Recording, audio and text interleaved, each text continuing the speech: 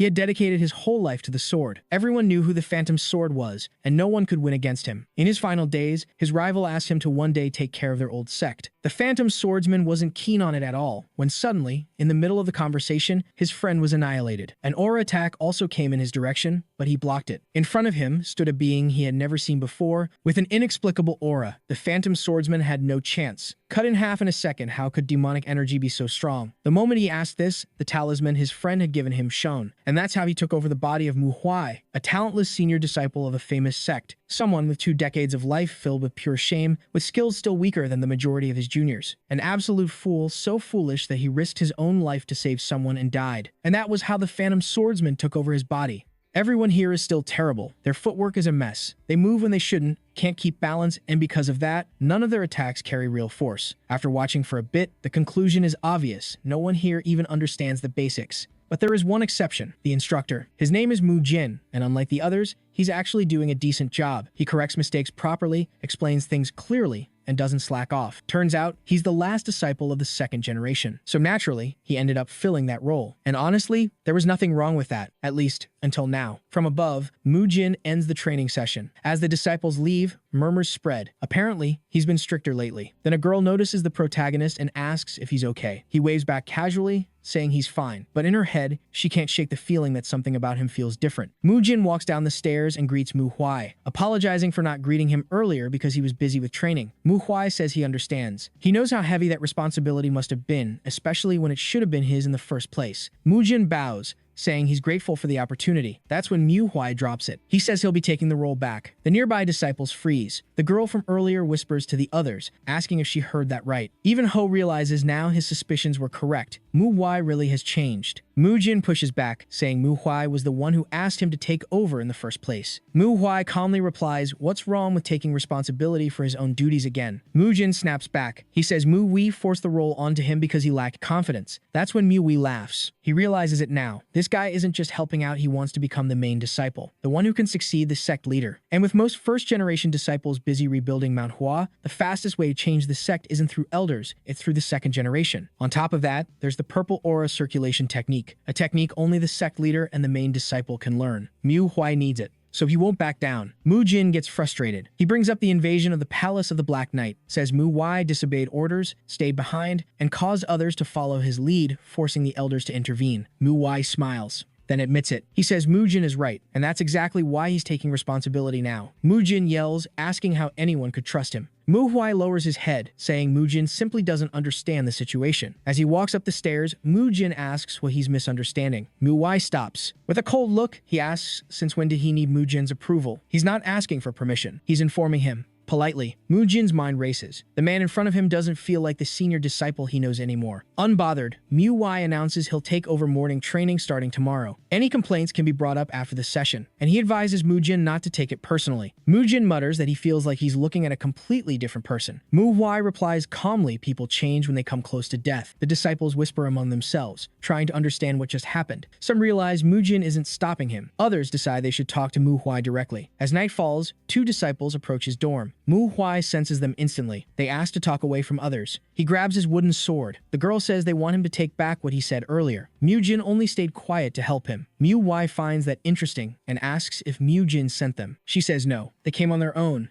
Manhwa says then he'll ignore them. That's when they say it. They don't want to be taught by someone weaker than them. Manhwa stays silent, then says Mount Hua's hierarchy has rotted, and if they doubt his strength, he'll show them. One strike. The girl is disarmed and on her knees. Another strike. The boy goes down too. They're crushed. Hours later, bruised and exhausted, they admit defeat. Manhwa asks if he lived up to expectations. They say yes. He asks if they still think he's weaker than Mu Jin. They say no. Satisfied, he tells them to rest. Morning training is coming. Elsewhere, Ryan asks whether the pair is truly serious about getting beaten by Manhwa. One of them replies that this was not the senior disciple they used to know. San agrees, saying that he is clearly very different now, and that stopping him is not something that can be attempted carelessly. Unbeknownst to them, Jin has overheard the entire conversation. Approaching, he asks the remaining disciple what happened between the boy and the girl. Ryan replies that nothing major occurred, they simply disliked the idea of the senior disciple leading the next day's training. A few moments later, Ryan provides further details. Jin says he understands and that he will speak with the pair later. Even if Manhwa is merely defending himself, Jin believes he will step back once he realizes he is not suited for the role. For that reason,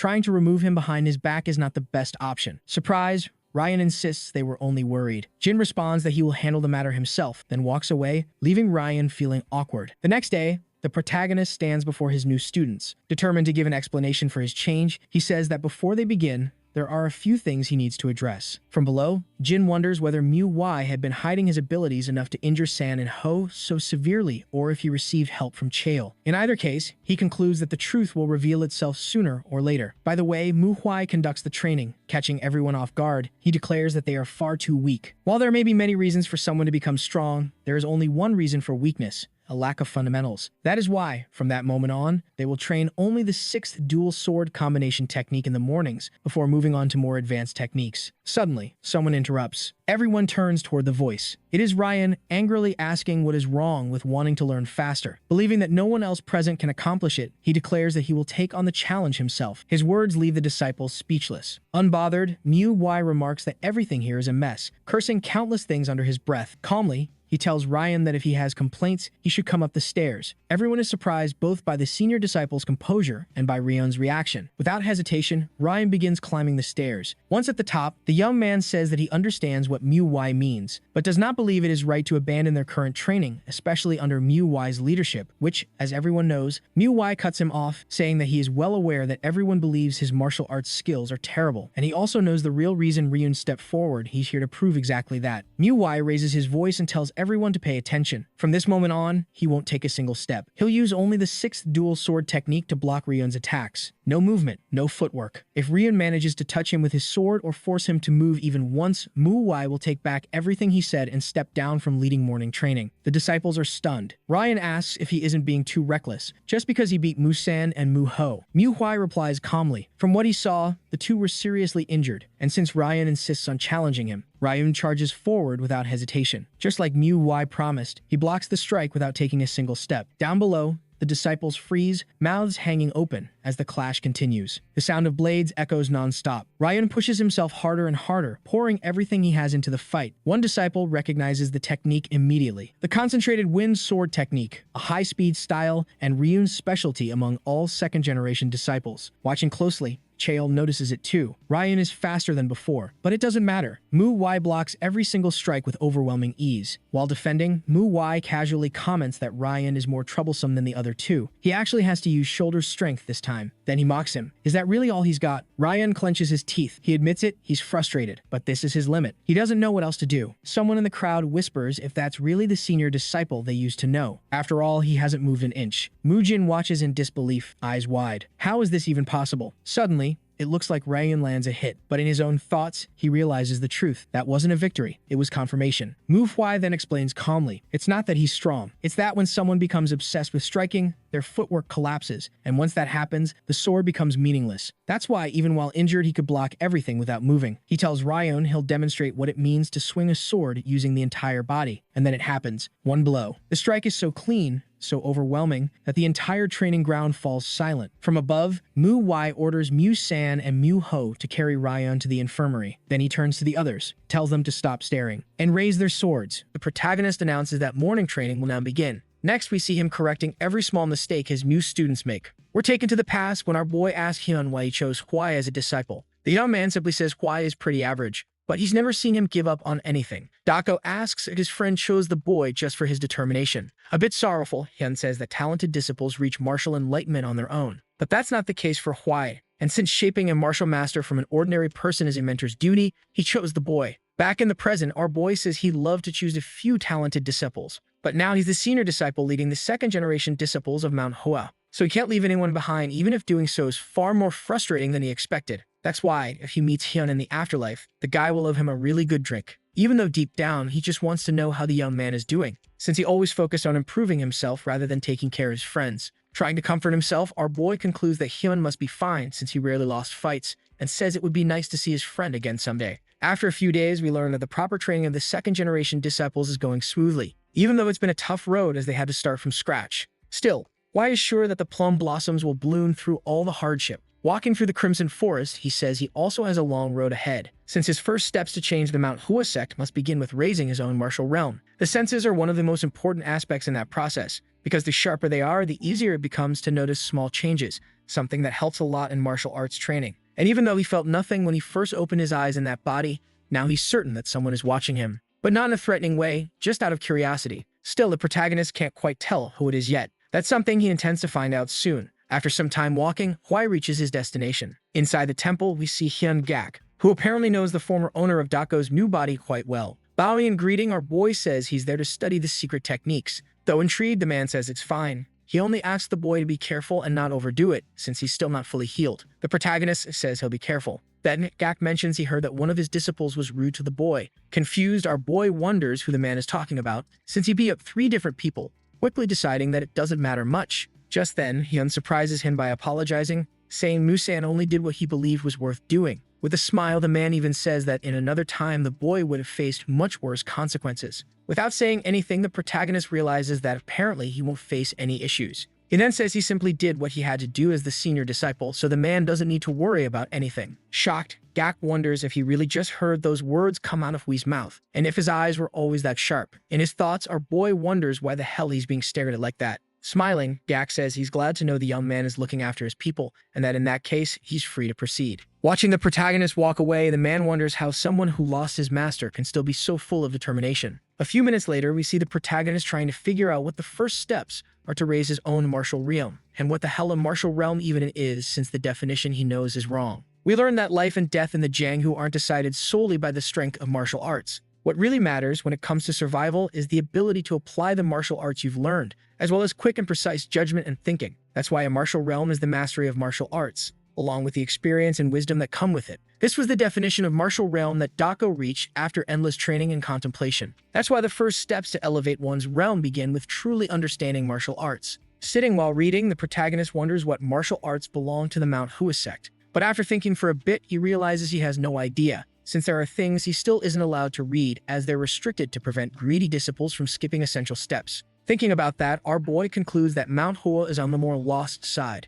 But even so, it has a systematic set of martial arts that aren't hard to understand, like the 6 sword combination technique, the concentrated wind sword technique, the plum blossom sword technique, and the sword of 1,000 aromas. After learning those 3 techniques, it then becomes possible to reach the secrets of the plum blossom sword, and only then can one begin learning the greatest martial technique in the sect, known as Manhwa's signature technique. Devouring the book, Hoi says the driving force behind the group that became one of the most renowned lies in the secrets of these sword styles. And rumor has it that the best swordsman in the sect mastered more than one of the 3 plum blossom sword techniques. Since the first technique is the roots, the next 3 are the trunk, and the secrets form the branches. Finally, in the Sword of 7 Flowers, the 3-edged sword and the lucid plum blossom sword are the flowers of the tree. Closing the book, the protagonist concludes that he has reached the trunk, and even if he wanted to reach the branches, he would need the plum blossom sword, which is given only to those recognized as martial arts masters. As he says something out loud, someone asks if he's referring to the plum blossom sword. It's Bakyu, who arrived quietly. Our boy stands up and greets the sect leader. The man says he came to see why someone had been there for so long, then asks if the protagonist minds if he sits for a bit. Naturally, Wei says he doesn't, while thinking to himself that he hadn't noticed how late it was,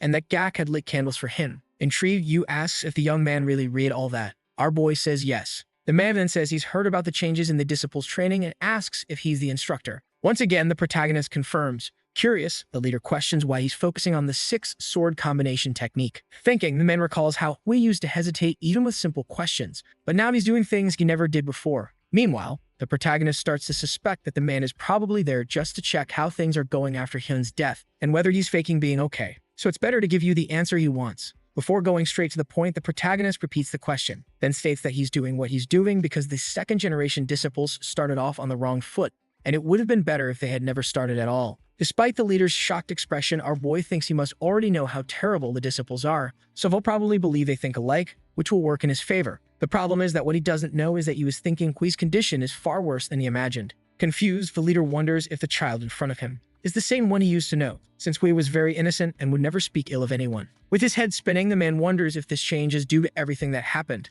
But before he can say anything, the protagonist says everyone already knows. Without understanding anything, the elder asks what he's talking about. Our boy then says that all second-generation disciples are well familiar with the 6 sword combination technique. However, if they compare everyone's performance from when they were still learning, they'll see that things have only gotten worse. Intrigued, Yu asks what the reason for that would be. Explaining, Hui says that sects and clans in Jianghu have different views and ideologies. These naturally blend with martial arts, so a sex martial school is an expression of that organization's ideology. For example, the Taiji Fist of the Winning Sect and its enlightened sword art, or the Crimson Dawn strike of Kinching Sect's Azure Cloud. That's why learning a martial arts school is not just about training the body, but also exploring and understanding the sect's ideology. Without showing much reaction, the elder can only think about how calm the young man is. He greatly resembles Hyunjo. Still explaining, the protagonist says the second-generation disciples are focused solely on making the plum blossom bloom. You then ask, could he propose to change that? Without hesitation, the protagonist says he needs to make everyone realize that learning the sect's signature technique is not the true purpose of a martial school,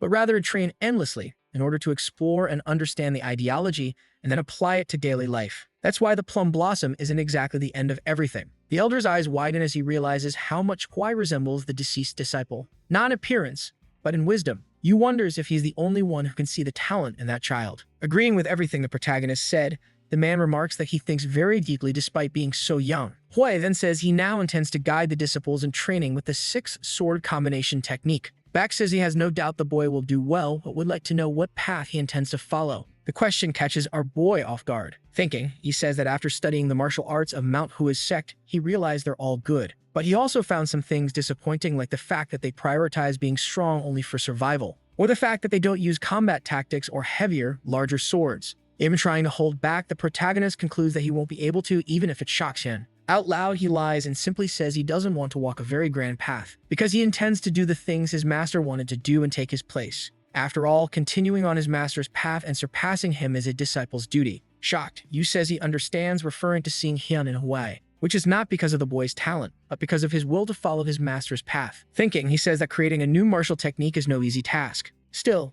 he is very proud of the young man standing before him. Smiling, he says out loud that Hyun would surely be proud, and our boy thanks him. The man then reflects that his worries have turned into hope, stating next that the winter snow is cold, but the scent of the plum blossoms that endure the cold and bloom is much stronger. And even if he wasn't able to protect the plum blossoms that bloomed on Manhwa, a small bud remained, so from that moment on, his duty would be to make that bud bloom. Out of nowhere, Yu says aloud that there are many other flowers besides the plum blossom on Manhwa. Then he asks if the boy knows why they chose that one in particular. The protagonist says he doesn't. Being mysterious, the elder says he'll learn a lot if he reflects on that. He quickly gets up to leave. After taking a few steps, Yu says he forgot to mention something. He then reveals that he also lost his master, but even so, he can't say he fully understands Hui's sorrow. However, the boy shouldn't think of Hyun's death as an end, but rather as a beginning to do what he would have wanted. In silence, the protagonist thinks that actually isn't such a bad idea. He then thanks him for the conversation filled with wisdom. Alone, Dago remembers the past when someone said he looked very fragile. Aside from being arrogant and reckless, which are two perfect qualities when it comes to building muscle, the mysterious man then asks if he wants to try a new way of training.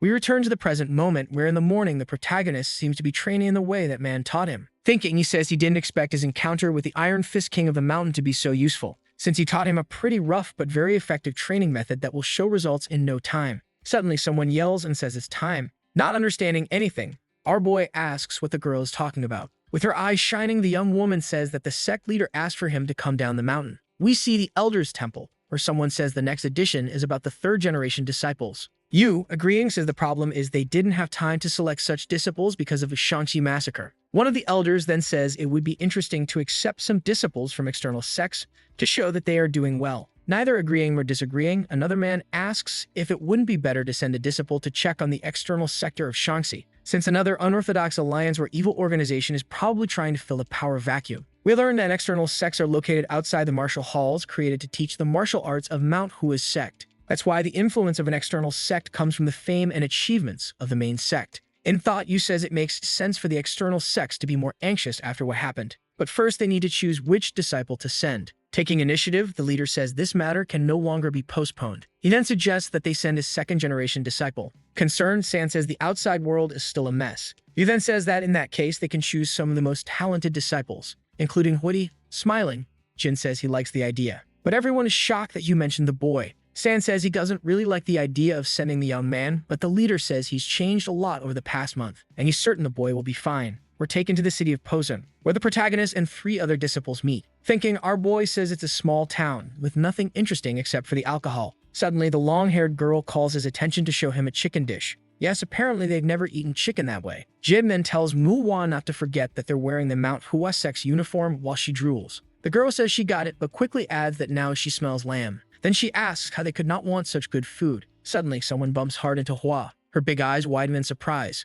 Quickly, everyone starts staring at the rude guy. Hua raises his arm and Jin asks what he's doing. The man then asks if it's the first time those plum blossoms are in Jingshu. He then says the girl should apologize since she bumped into him. Hua shouts that he was the one who bumped into her, while the protagonist thinks those guys must be from some criminal organization, probably the one that took over the power vacuum left by the external sect of Shaanxi. Even so, it doesn't make sense for them to be that rude unless they have the backing of someone powerful. Not wanting to get directly involved, the protagonist concludes that learning to deal with that kind of people will be good for his students. He then decides to take action and show how it's done. Pointing his sword at one of the men's eyes, he asks where he thinks he's looking. He then says he knew from the start that it was the man who bumped into the girl, but he preferred to wait and see how the guy would act, and since he was rude, he picked a fight with the Manhwa sect. Catching the guys by surprise, the protagonist adds that now he understands what Jingshu's underworld thinks about the sect. Sweating nervously, one of the men apologizes, but our boy says he doesn't accept apologies from scum like him, and that if he wants to stop his ally from losing an eye, he'd better get out of the way right now. Mouth wide open, the man thinks that apparently the boy really will attack. Boy narrows his eyes and keeps staring, making the group run off with their tails between their legs. Hua apologizes, and as he puts his sword away, the protagonist says she doesn't need to apologize since it was the man who was at fault. And since he knows everyone must be surprised by the situation, he'd like to suggest they find an inn first to eat something. The girl and another disciple are happy with the idea, but Jin remains silent, thinking about how he was the first to apologize for his friend, even though it was those men who started everything. All because he was too worried about how they should behave. Unlike Hui, who seems aware of everything happening around him and reacted like he's used to that kind of situation, even if he's just pretending. Meanwhile, our boy can only think that he should have stabbed the man. Not knowing anything, Jin promises to himself that he'll work harder so that something like this doesn't happen again, and so that no one else will look down on them. The group arrives at the inn, and the protagonist immediately rushes to order a bunch of things, making the waitress nervous. A few minutes later, we see a pile of empty dishes and Hua who looks completely stuffed. Our boy asks if Chiwil ate less because of the training, but he replies that actually he just ate too much. Curious, Hua asks what else they're going to do that day since the sect leader didn't say what the goal was. That and after the protagonist asks what notable things had happened so far, she remembers everything they've done. With wide eyes, the girl recalls the underworld. Hui then says that since the leader gave them full authority, he was thinking of teaching a lesson to the underworld bastards. Night quickly falls in the city, and still inside the inn, the group plans how to carry out the mission. Jin says it's better for them to gather some intel on the men before doing anything. Everyone seems to agree with the boy's idea. So the protagonist asks the trio to gather all the information they can about the underworld by the following night. Meanwhile, he'll walk around the city in disguise and move stealthily. We're taken to the underworld, a place where those who commit immoral acts and hold twisted beliefs or thoughts reside. However, there is a difference between the underworld dwellers and the many martial artists among the orthodox forces, including demonic ones. One of the men surrounding a woman says the interest rate recently went up, but they forgot to mention that, so she can pay with something else. From this, we learn that the underworld people are after money, pleasure, or simply the cheap thrill of domination, and they resemble the organizations that kill for profit. Thus, the underworld refers to thugs who live their lives in a cheap and filthy way. Wrapped in a large cloak, Hui says he doesn't know if those men are arrogant or just ignorant. Surprised, one of the guys asks who he is and where Jungbong is, since he was supposed to be on watch. Another man says he probably went out wandering around, but we see that's not exactly true. Coldly, the protagonist asks who they believe in to act like that. Confused, the bald guy questions whether the boy is trying to start a fight, but if not, he should just turn around and take his nosy ass out of there. Covering his face, our boy says he came to find them for a different reason. The long-haired man asks what the hell he's talking about. But before he can say anything else, he takes a knee to the face. That sends him flying. Mouth open, the bald guy asks why the boy did that. Without saying a word, Hui starts beating up the man already on the ground, until he leaves him completely unconscious. The woman takes the chance to free herself, and leaves the bald man alone. The protagonist then says he seems to have learned some third-rate martial arts, so he'd like to see him in action. But if he wants to live, he can just hand over his wallet. Elsewhere, we see another guy peeing. Sitting at a table, two men ask if he's going to do that all the time, saying they'll both be sober by the time he's done. Rolling his eyes, the old man finishes what he's doing and says it's really annoying, and neither he nor the two notice that there are two dead men tied to a tree. The men only comment that a guy in a cloak was there a few minutes ago, took a bunch of food to go. We're taken back to the city, where Hua talks with a local in search of information. Trying another strategy, Chiwil hides behind a wall to eavesdrop on conversations. Meanwhile, Jin pretends to be just a guy having a drink so he can spy up close. Far from there, in another area, someone comments that they smell pork and spring rolls. A mustached man says he doesn't know who that bastard is, but he must be crazy to show up there with food. Unable to control themselves, people begin advancing toward Hui, who draws his sword and slashes the air. saying he's not there to share food, so anyone who tries to touch the bags will regret it. One of the men says the boy is truly impressive, and apologizing, introduces himself as Jinga from the beggar's sect. Our boy puts his sword away and introduces himself as well. The man then says that his sect considers what happened to the sword saint of Manhwa a disgrace. He then asks what brings him there. Getting straight to the point, the protagonist says he wants to know more about the underworld dwellers. And since the food will go bad if it gets cold, it should talk while eating. Laughing, Jinga says that's interesting. Sometime later, Huai learns that the underworld people belong to the blood-brutal faction, which took over the power vacuum left by the Hoari sect and the external branch of the Hua sect. The leader of the Beggars sect says what sets them apart is that the people in this faction actually know martial arts techniques. Our boy says he understands, but now they need to talk about what's truly important. Like, for example, who is behind the faction. Intrigued, the old man asks why he thinks there's someone powerful behind the organization. Explaining, our boy says he thinks that because Posung is quite large compared to other places, and yet a mere faction managed to monopolize the city, which means someone clever is very interested in the power vacuum. After all, what would be normal is for dozens of underworld organizations to divide control over parts of the city and compete with each other. Shocked, Jinga says it's hard to believe the boy is just a rising disciple new to Jianghu. He then says he hadn't brought it up earlier because he needed to be sure of something. Wai says he can speak now. Obeying, the beggar reveals that there's a martial artist who frequently contacts the blood-brutal faction, and that this person belongs to the Gayu sword sect. We learn that this is one of the major organizations in Shaanxi, but even though it's powerful, it's never cared about Mount Hua sect or the Zhongnan sect, and is also smaller than those two. Thinking, the protagonist says something still feels off. Jinga says he's not certain the mastermind is in the Guyu sword sect. Agreeing, our boy says that if that were the case, they wouldn't care about appearances, so he doesn't believe the sect is truly involved. But even so, he's curious to know who the martial artist is. The beggar then says he forgot to mention that he suspects the Red Wolf sword belongs to the Gayu sword sect. And judging by the boy's reaction, it seems he's heard that name before, so it's best to be careful before doing anything. In his thoughts, Wai reveals that, in truth, he's never heard of this person before. The next day at the inn, we see the protagonist thinking as he looks out the window. We learn that even after a long conversation, he didn't gather much information about the Red Wolf sword. We go back to earlier moments when he asked Jinga if the liquid in the cup was really just tea, while thinking it would only take a little playfulness with the man to extract more details. However, he didn't consider one important factor, which was the incredible taste of that wine. Laughing, the beggar says it seems like he liked it, and it doesn't even seem like it's his first time in Jianghu. After that, our boy forgot everything and kept drinking, so he didn't get the information he needed. And even though he has a rough idea of how he'll act, he doesn't know what choices the enemies will make. He then concludes that he still has some time to enjoy the wine he brought to the room. Meg quickly falls, and we see the other three disciples. Wondering what that smell of alcohol is, in front of them stands Hui. Crossing his arms, he asks what they found out. Stepping forward, Hua says she first liked to know if he was there drinking while they were working. Our boy says no and repeats his previous question. Jin says they found out the underworld dwellers fill the power vacuum and now control Posung. Hua adds that they're all wicked, always turning to violence to get what they want. Chiol then says the problem is that they've learned martial arts, which even if third-rate, are still very dangerous when used against people who don't know how to fight. The protagonist praises the trio for the good work, revealing that he also discovered something they need to pay close attention to, which is how the underworld people learn martial arts. After all, they're people who would never touch a book. They'd rather use the pages as firewood, which means someone taught them. Standing up, our boy says he found out who's responsible, but not the reason why. Curious, Jin asks who the person is. Getting straight to the point, Hui says it's the Red Wolf sword, from the Nine Hells sword sect. Shocked, Jin wonders how they're not just dealing with a few criminals. Sitting down again, the protagonist says he was thinking of setting up an ambush to wipe them out. Hearing that leaves the long-haired boy speechless. Chiol then says he also doesn't know why the sect would be helping criminals, but it'd be better to inform the elders first. Without showing much reaction, the protagonist asks if he's sure about that. Going against her companions, Hua says she agrees with the senior disciple,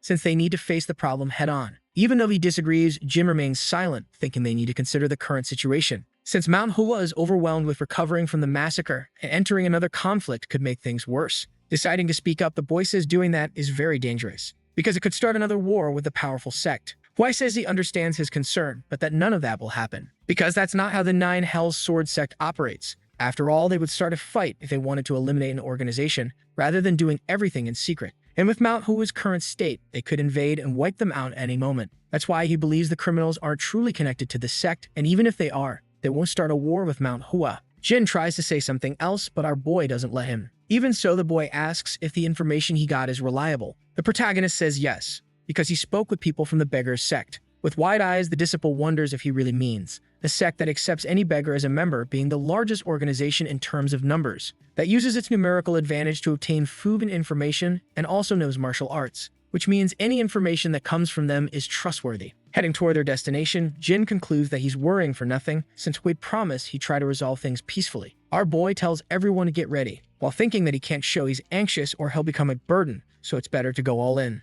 After seeing the boy break the gate with a kick, Jin wonders what happened to the peaceful approach idea. Inside, the criminals ask what the hell is going on. Stepping forward, the protagonist says it's great that they're all gathered there, then asks for someone to inform the Red Wolf Sword and the organization's leader to come outside, kneel, and apologize if they want to keep their lives. Seeing the symbol on the protagonist's sword, the criminals realize they're dealing with people from ManhwaCapped sect. Jin and Hwa say they didn't find that entrance very peaceful, but Kui says that's the right way to handle things in Jianghu. Suddenly, someone appears asking what all the noise is. One of the criminals tells the old man that ManhwaCapped sect's people are there. Thinking to himself, the old man wonders if that's really possible, as he stares at the quartet standing in front of him. Realizing they're just kids, the old man asks if they're trying to die, then states that he'll let it slide because they're with an important guest. The protagonist then says, actually, they're the ones who will die if they keep talking in that tone. Shocked, the man says that if he knew who his people were messing with, he'd be more careful with his words. He then orders the group to show the quartet just how terrifying the Jianghu can be, but without killing anyone. The men quickly take position and draw their swords.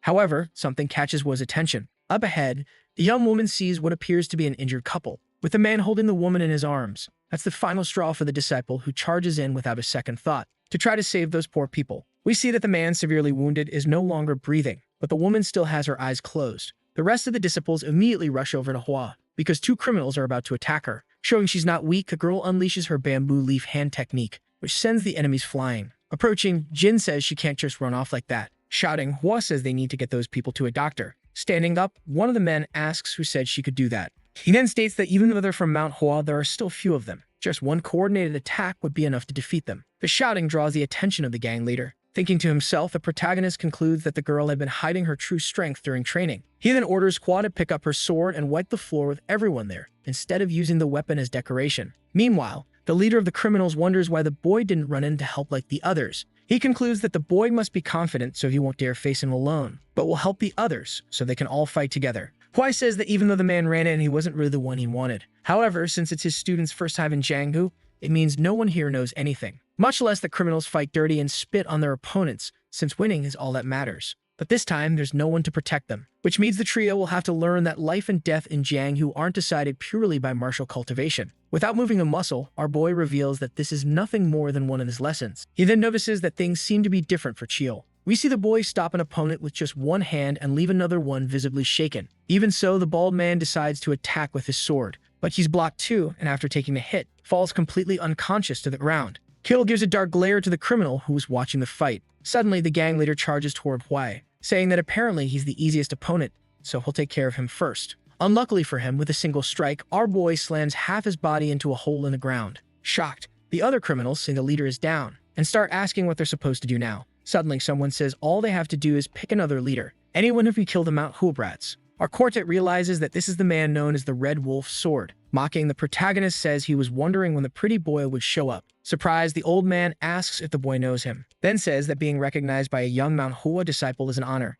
Hwa then says that actually he only heard about him yesterday, and apologizing, adds that he doesn't bother learning the names of the weak. The old man says that a disciple of Manhwa should follow the orthodox path, but the boy speaks like a demonic martial artist. Still, if that's how he wants to act, so be it. Jumping down from the balcony, the Red Wolf Sword says the protagonist will just have to give it his all to win. Holding his sword, our boy asks what he means by give it his all, because he's not sure if the man is even strong enough to handle that. Surprised, the old man asks when the boy got behind him, but takes a heavy hit instead of getting an answer. To avoid crashing to the ground like a sack of potatoes, he uses his sword's sheath to leap into the air. Thinking to himself, he wonders what the hell that speed was, since he didn't even see the boy's feet move. And the most impressive part is that the boy didn't even use his sword. Trying to understand, the old man concludes there's no way a young disciple could be at a higher level than him. Meanwhile, Hwa can only think that there's nothing special preventing him from finishing off the Red Wolf Sword, especially now since he wants to test his sword. After all, it's been a month since he's been training and researching the combination of Manhwa's martial arts.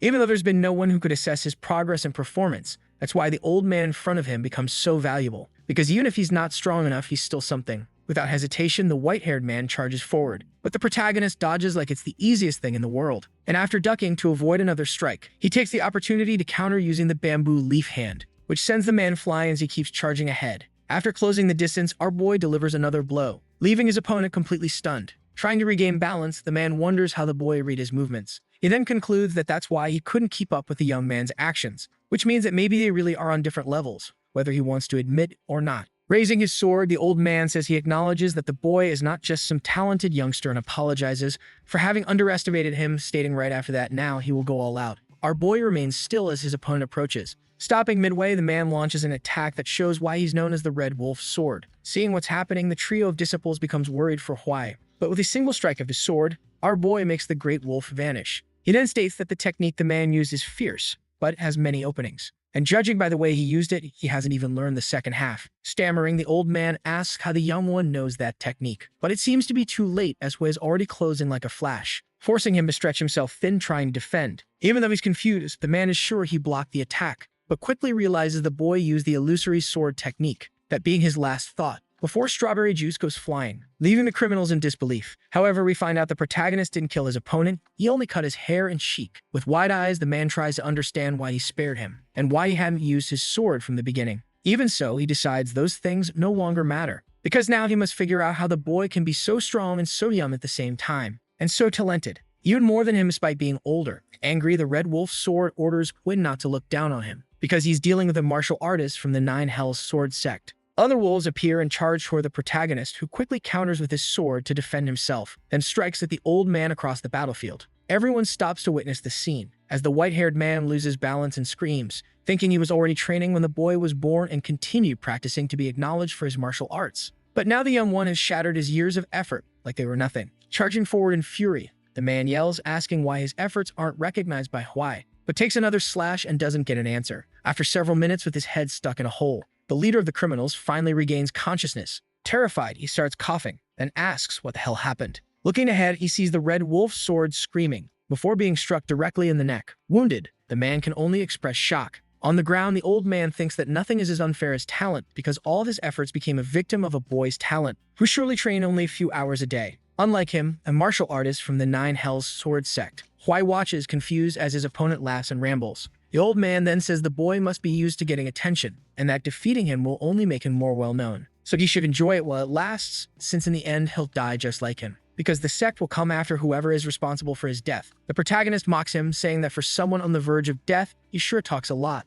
and kicking the old man to roll him over, says that the way he speaks sounds like someone who feels inferior, which makes sense for someone who's a member of the Otherworld unit. We learn that the Nine Hells Sword sect is divided into the Otherworld unit, the Hell unit, and the Despair unit, known as the three axes that support the sect. However, the Otherworld unit received no merits and is the weakest of them all, which means they were only eyeing Southern Shaanxi, because the unit's mission during the war against the Brutal Dragon faction was to guard headquarters and provide backup. But the members of the unit seeking merits started faking mission reports. After hearing all this, the old man asks how the protagonist knows everything. Without answering, he says the man must think that the Otherworld unit will avenge his death, but unfortunately, they'll do nothing but cover it up, since this would be the perfect opportunity for the other two units to crush the Otherworld unit. With a dark look, our boy says that even if they climb Mount Hua seeking revenge, he would never fear such a weak unit, since he was the one who once faced the Nine Hells Sword sect alone. Hearing this makes the old man widen his eyes, and it also catches the attention of the criminal's leader, who decides to bury his head back down, while no one has yet noticed that he's awake. Thinking, he says he didn't see anything. But suddenly, a hand grabs his clothes.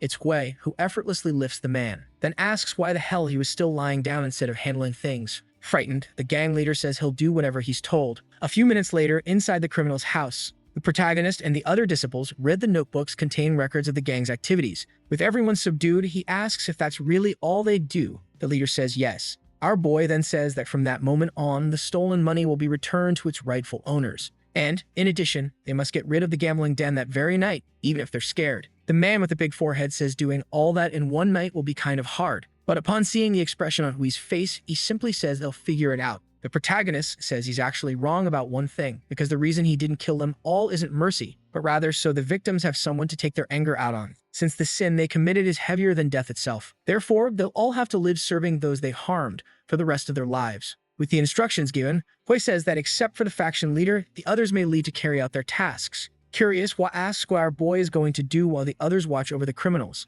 The protagonist simply says he has unfinished business, and the girl then asks if he's going to drink again. Embarrassed, he asks the girl to go keep an eye on the men. She says they'll be fine and that they'll go right away. Thinking, our boy says the girl understands faster than he expected. But this time, he's not interested in drinking. Confused, the faction leader asks why he had to stay standing up. Wei says he can't fool his nose and must guide him to the place where the wolf tuber flower is located. We find out that in his past life, Dako wandered around searching for rare items since he didn't have a sect to rely on and needed a lot of money, which he also had to find a way to earn on his own. However, rare items are called that for a reason. They're not easy to find until one day, while resting, he discovered the tuber flower, which had a bitter and dirty smell that was unforgettable. Going down the stairs, he notices the aroma getting stronger and stronger, while the leader says that the flower is 200 years old and was supposed to be taken by the Red Wolf's sword, but now there's found a more fitting master. The protagonist says he did a good job, but can leave now. Alone, he thinks that with iron doors and stone walls, he won't need to worry about practicing energy circulation, and even though a 200-year-old flower isn't that great,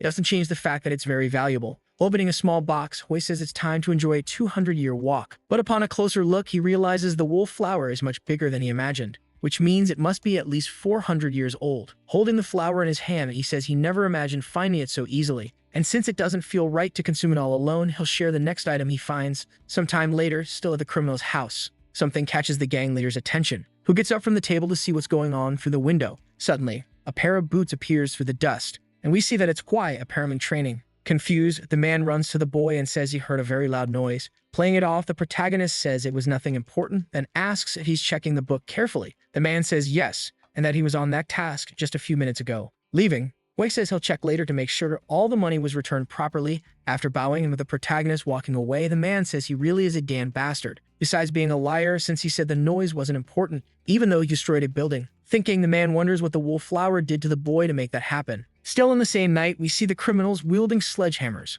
while being watched by Chiel, who, upon seeing one of the men standing still, asks if he's really sure there's time to rest. On the other side, Hua orders another guy to hurry, since the sun is about to rise. Elsewhere, someone asks in surprise if the man is really giving that away as a gift. Bowing, the criminal says that this is the money they extorted unfairly hidden a bit further away. Jinga thinks he never imagined Hui would be capable of doing all that in just 2 days, and that he already expected the young man who asked for the information to be unusual. But this is too much, because Manhwa was actually hiding a dragon. Suddenly, our boy appears behind him, saying he's there to have a drink because he got hungry but didn't want to do it alone. So he'd like to invite the man to join him as well, even though he's surprised to be invited to drink alcohol first thing in the morning. Jinga accepts the invitation. Sometime later, he asks what the boy is curious about. Explaining the whole situation, our boy says the current problem is the underworld branches of the Brutal Blood faction, who only turned to crime because they had no other way to survive, so he wants to rehabilitate them all. But he needs someone willing to take them in. Hui adds that the man doesn't need to worry because he'll handle everything, including the breaking of the dantians.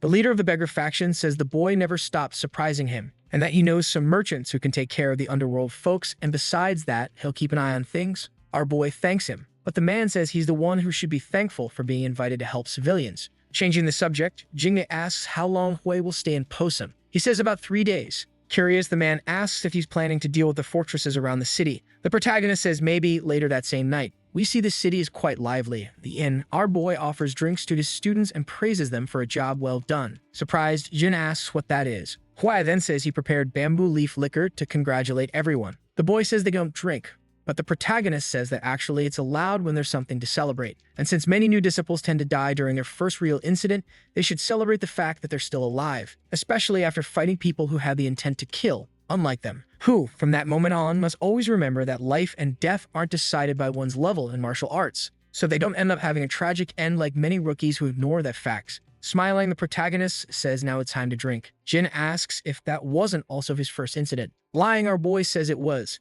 And in that case, everyone should raise a glass for completing their first incident in Jianghu safely. Hua says the liquor is delicious, and the long-haired boy agrees. The girl then says now she understands why Hui loves drinking alcohol so much. Without saying a word, Chiel thinks about the sword technique the protagonist used earlier, which definitely wasn't from Manhwa, meaning he needs to find out where it's from. Out loud, the boy says he has a question for Hui about the technique he used during the battle with the Red Wolf sword. Since his sword transformed into something he'd never seen before, it had concentrated power and curves that weren't smooth. Thinking, our boy says he thought everyone would be focused on the other enemies instead of watching him. Using the sword technique that contains the principle of weight, which is one of the principles he invented in his past life. With his head spinning, he tries to understand how the boy noticed such a subtle change in movement, saying out loud that he'll explain more about it, but not at that moment because there's something they need to do. After they finish drinking, of course, since after they hear what he has to say, they won't have time to drink for the next 3 days. Elsewhere, we see a carriage in the forest. Suddenly, someone orders the driver to stop the vehicle immediately. The man asks what's going on, coming out from the bushes. An old man says it's nothing serious, but the man must hand over everything he has if he wants to stay alive. We see that a bit farther away, the Golden Quartet is observing the entire situation. Hwai then says the bandits hide in the forest until someone passes by. And even if they seem to be part of the underworld, they're different because they've learned martial arts and are more organized. Since the previous criminals only learned martial arts because the Red Wolf's sword had a goal to fulfill. But these guys are structured, and if they're here, it's because there's a fortress nearby. Hua says she understands and asks why Hui is telling them all this. Our boy then says it's because for the next 3 days, they will eradicate every fortress that exists, and each one will have the chance to take down one of the structures alone while the others watch. The trio is quite surprised. Worried, the girl asks why he made that decision, and if it was because they did something wrong. The protagonist asks what she means because they know they almost died due to being unable to take down the underworld figures, mainly because they weren't ready to harm other people, which they'll have to do on this mission. Sheol agrees and says that, in fact, they could have died if it weren't for Hui. Jin then asks how the protagonist prepared himself to kill others. In his thoughts, our boy reflects on how he wishes he could share about his first real fight, which happened a long time ago, but is still something you don't easily forget, because he was young and terrified. Afraid that if he didn't kill, he would die. Snapping out of it, he says he was afraid they get hurt, so he killed the enemy to prevent their fears from becoming reality. Jin decides not to say anything else after hearing that. The protagonist then says everyone must have their own reasons to fight. He then states that he'll teach the sword technique to Cheol, depending on how he handles the fortress, and since this is the first night, he'll show how it's done himself. After a few minutes, we see the bandit with his face shoved in a hole in the ground. Hui lifts him up and takes the chance to slap him a few more times to wake the man up and make him show the way. Thus, after some time, he quickly reaches the fortress. The bandits are shocked when they see the scene, but suddenly, we see everyone on the ground unconscious, while Hui dusts off his clothes, marking the beginning of 3 days of special training, where in the morning they watch over the brutal blood faction, and at night, they deal with the fortresses. We find out the training was effective, even though at first the disciples hesitated. But after a few fights, they seem to learn something because they stopped hesitating quickly and did very well handling the fortresses, with Mujin being the only one who seemed to need more time. Thinking, our boy says the young man is much better than the other two, but still hesitates to kill, even when being attacked, which means he's more afraid of hurting others than of dying, something the protagonist can't change, since the boy must overcome that on his own. After just 2 days, we find out the quartet completed all the fortresses. The protagonist praises everyone for the good work and announces they'll now head to Winan as planned. Hua asks why they can't go that night, and Wei says it's because he promised Cheol he'd teach the technique, then states that everyone can stay too if they want to learn. Without hesitation, the protagonist begins the demonstration, while his students watch without blinking, since they're too shocked to even do that. The protagonist then says that, as the boy saw, the technique is Mount Hua's 6 combo, which he modified by adding more weight. He'll ask what he means by weight, explaining our boy says Mount Hua's sword techniques allow someone to move to the next attack, even when blocked, which means it can be combined with any other technique, and also makes it possible to mix in elements of illusion. The disciple remains stunned, but Hui says they all should already know about the sword saying of Mount Hua. Even if the man wasn't the first to do this, he was the best, which means he also had deep martial knowledge,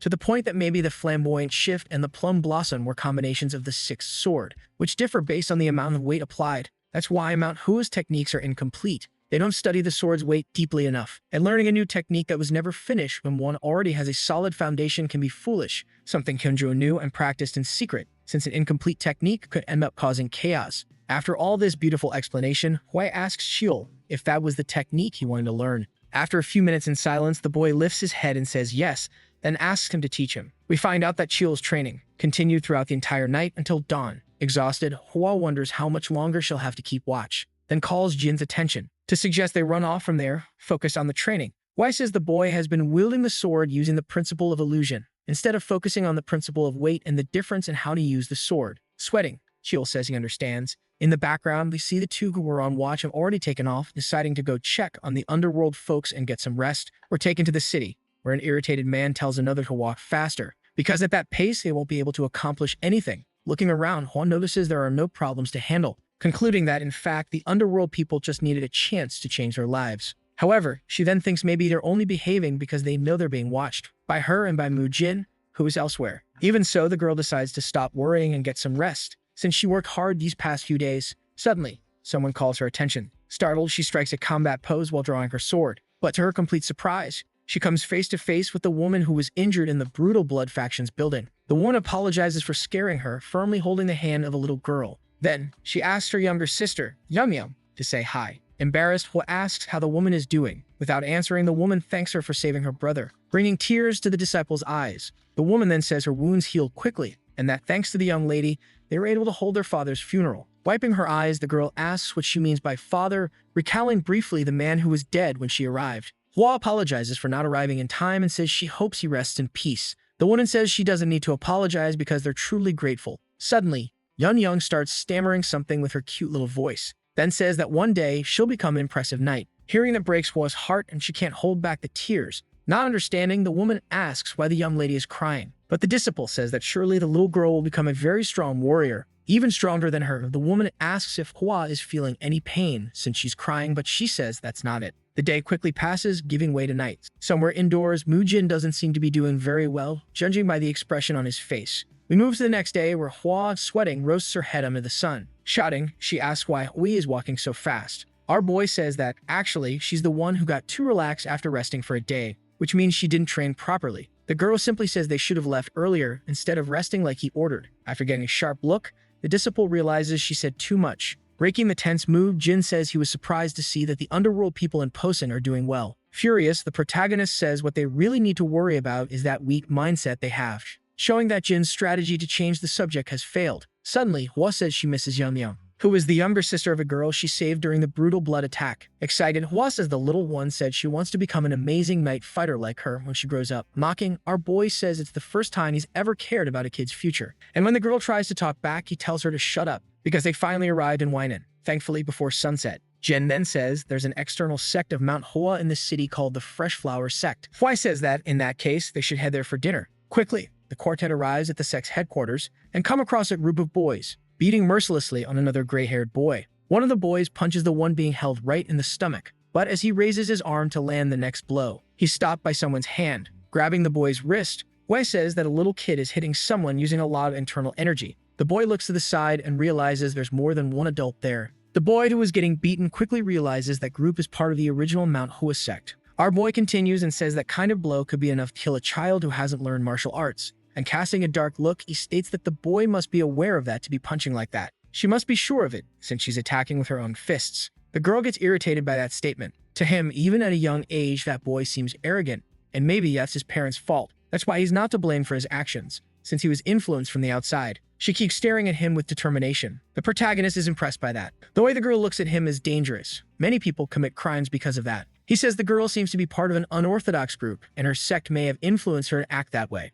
The little boy tugs on his robe to get his attention, and Mu Hui watches her curiously. At that moment, the white-haired boy is about to say something. The protagonist waits attentively but gets no response. He simply tells them both to leave before he ends up hurting them. The scene is tense, with everyone still in the middle of the forest. Then the little boy makes a hand symbol. He introduces himself as Lim Sanha from the Fresh Flower sect and thanks them for the help. The man then says his name is Mu Hui, disciple of the Manhwa sect. Worried, his companion asks if Lim Sanha is alright. He confirms and says one of the kids was the young leader of the Great Truth sect. Gazin and the others were just trying to learn martial arts. They were bothering him because his sect has never had good relations with the sect of Truth. They found out his sect was weaker, so they started picking on him. The young girl asks the boy if the leader knows about those incidents. Lim Sanha confirms and says that in the past he used to fight back and defend himself. After that, the leader of the Fresh Flower sect went to the Great Truth sect. In the flashbacks, we see the leader of the sect of Truth say their children wouldn't do such a thing without a reason. They blamed him and turned it into a full-scale conflict.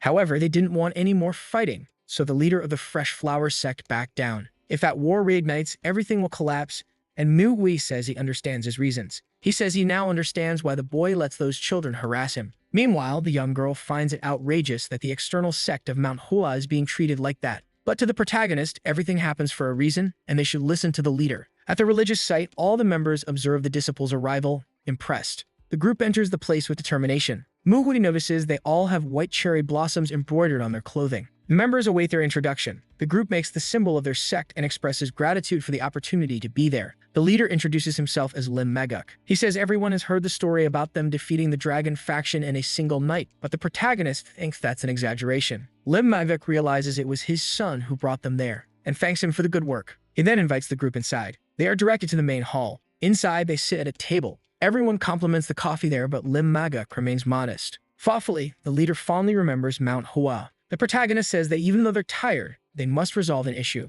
then asks how the Fresh Flower sect is doing. but the leader says they're in a difficult position. They never had problems in the past since they were always equal in strength. However, things changed after the Shaanxi attack. The Great Truth sect became more aggressive and now interferes with their group, provoking them. Even his son is suffering the consequences of that. He would love to take revenge for his son, but that's exactly what they want. They're trying to dominate them at any cost. Since he doesn't have the power to defend them, he feels like he's failed as both a leader and a father. Everyone wonders why he didn't request help from the Manhwa sect. The leader says that despite everything, he's relieved they're there. He says just their presence is enough to dissuade his enemies. But the group senses that the man doesn't believe in them. The protagonist asks him the reason for that expression he had toward his son. His companions don't understand what he means. The leader says he's seeing things that aren't there because he trusts the group. After all, there's no reason for a mere leader of an external sect not to trust them. He says it's now time for dinner, and they should get ready. Realizing the leader doesn't want to accept their help, the warrior understands his position. Apparently, he expected more from such a powerful sect. He considered them too young, and must have decided to keep them there for now and dismiss them later. But he thinks about his son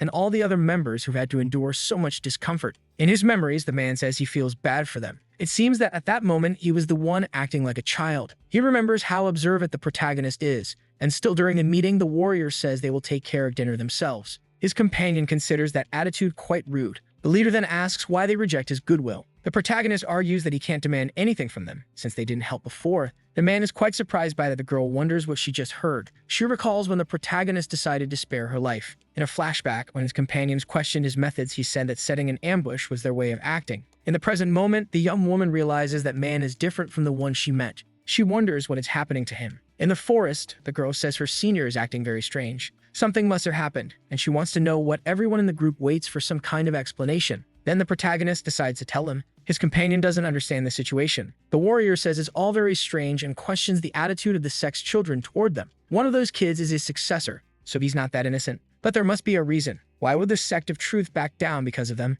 Doesn't make sense. There are only 4 of them, so the chances of losing are high. In that case, everyone would say the Manhwa sect failed, and that would be the worst possible outcome. But problems are only problems if they fail. They need to resolve the situation, and the leader definitely has a plan in mind. 2 men are sitting at a table, eating. That should be fresh flower territory, but they're all there eating like it's their dining room. You can see their eyes, they're full of complaints and looking for victims. A woman bumps into the men, catching their attention. She gives them a smile, and embarrassed apologizes. Their look is pure hatred, as if they're about to do something terrible. She also mentions something about taxes, which makes the group even more confused. The group of men comments on the protagonist's sect, calling them opportunists. Apparently, the great sect of truth has already taken over that place. The group keeps talking. Something's about to happen. The protagonist orders that none of his companions interfere. No matter what happens, they find that request strange. Another man passes by them, saying he can't take it anymore, and then taps another guy on the shoulder. He asks if they meant to say those things just to be heard. The atmosphere starts to get tense.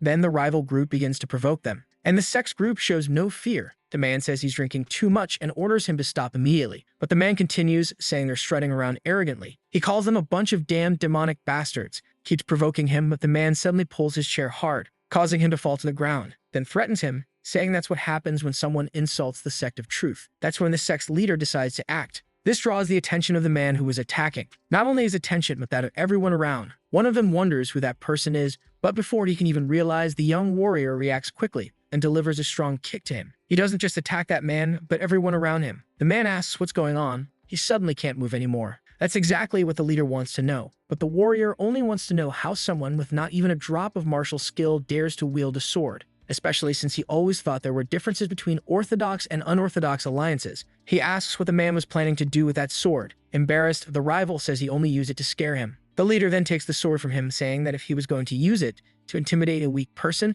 it's better he doesn't have it at all, and tells him to settle things with the same guy he hurt. The man finds it absurd that he's trying to start a fight, so the warrior gets angry, saying that man must think his sect is a joke. The man apologizes but warns that he asked for it. The warrior says the only way he'll be forgiven is by begging for forgiveness at the Fresh Flower sect. And if he's not there before sunset, the sect of truth will become nothing more than a memory. Frightened, the man simply nods. Everyone on his team falls silent at that. It seems their leader is becoming bolder with each passing day. They wonder if things will ever truly be okay. The next day, the leader of the sect of truth is walking through the forest. He's with his group. They all stand before a great temple. 3 times in his life, the sect leader felt such heavy anguish in his chest. The first was when the members of the Manhwa sect were dying in a bloody battle. The second was when his eldest son died. And the last was when he realized his son had been suffering attacks. Now another moment has been added to that list. At the temple, the protagonist notices that his rival still has no intention of apologizing. The old man says that even though he learned martial arts, he knows nothing about proper etiquette. At that, the young man deduces his actions must have bothered him a lot. Maybe he lacks etiquette, but that doesn't even compare to what the great sect of truth is doing, calling it more of a cult. He tells them to come inside and talk. After all, someone might see the scene and misunderstand, and no one benefits from creating misunderstandings. The old man notices that the boy likes to talk, so maybe he's just buying time. The warrior would like to attack him right then and there, but it's better to stay calm for now. Realizing everything is going according to Manhwa's plan, the leader invites them in. In past memories, we see the leader questioning Master Manhwa about the need for conflict. The young man asks him to calm down so he can explain. He says he knows they're having a hard time trusting his team, but their leader trusted them, trusted their judgment and actions. He asked them to check the regions of Posung, Weinan, and Lushan all at once. The brutal dragon faction in Posung was connected to martial artists, so conflict there was unavoidable. The leader doesn't understand how just 4 of them managed to defeat such a martial artist without injury. But the young man explains it wasn't 4, it was him alone. That's why he needs this group to trust his team. He's even willing to accept a duel, if that's what they want. The leader then asks if they could fight the entire sect of truth. But the young man reassures him there's no need to worry. He can handle it all on his own. In the present, everyone is seated at a table. Now that the sect of truth is there, everything feels different. Manhwa says he's interested in settling things once and for all. So he presents his proposal, choosing one member from each sect for a duel. Everyone is shocked by the idea. The old man begins to laugh. He realizes the boy didn't tell Manga the full plan. He's impressed by that kind of proposal. He even asks if the man has forgotten the death of his son. He says that boy he trusted so much ended up betraying him. Magac's son died in a duel against the sect of truth. Manhwa apologizes for that, but the leader says it's not his fault. He asks the young man to continue, and the boy reinforces his proposal. The duel will include 3 people from each side: the leader, the vice leader, and the strongest person from each sect. They then schedule the duel for 5 days from now, but the old man is concerned about the consequences if they lose again. The boy tells him not to worry since their reputation isn't exactly great at the moment. The rival warns him to be careful with his words, saying the only reason they haven't attacked yet is because they were curious about the proposal. The protagonist says he was merely making an observation. Another member of the rival sect asks if he thinks they're weak. He says they're holding back, which makes the protagonist look at them with a challenging gaze.